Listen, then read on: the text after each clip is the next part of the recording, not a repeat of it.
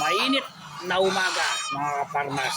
Nasa 10:20 na ng umaga at napakainit na mga kaparmas. Ang inyong kaparmas ay ito. Nandito ngayon tayo sa ating mga alaga dahil pinalitan ng aking anak na pangatlo na si Jampol ang kanilang kainuman tubig dahil nga palagi silang walang tubig. Ito yung dati nilang painuman at saka yung drum sa taas na yan. Aso lagi nilang naubos kaya ginawa ng aking anak ay pinalitan niya yan. Pulcha pinalalitro rin eh. Nasa 1.5 liters daw po ito. Palagay ko hindi na nila mauubos yan. Magapon at sasabay pa o isasama pa natin itong sa drum na sa taas na ito.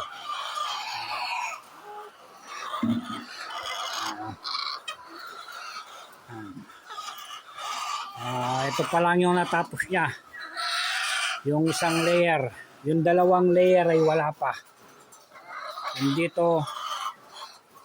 Yan. At saka yung dito.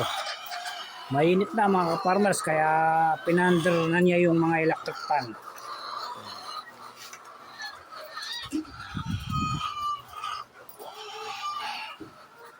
Nagpapalit ako sa kanya. Kanina ako yung naglalagay, nagpapalit ako sa kanya.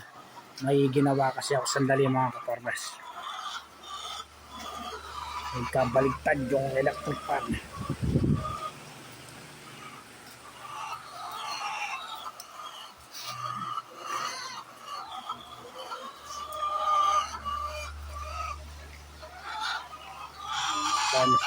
Ito yung nabili niya sa Shopee.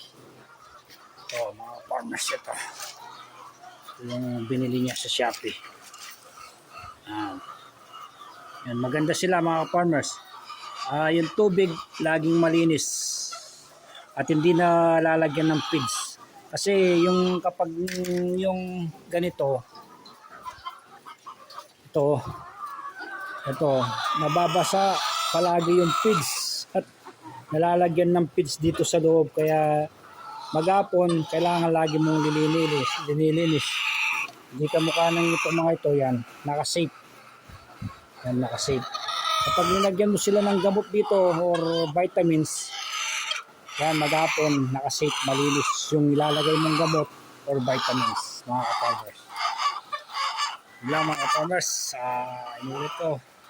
Mainit na umaga kaya lagi po tayong uminom ng tubig mga farmers at kung wala rin tayong importanteng lakad ay huwag nang lalabas sa ating mga bahay at kung may mga puno kayong malililim at malinis naman ay doon muna kayo mag-stay mga farmers. Yun lang mga farmers, salamat ang mga farmers na nagsasabing I'm proud magsasaka.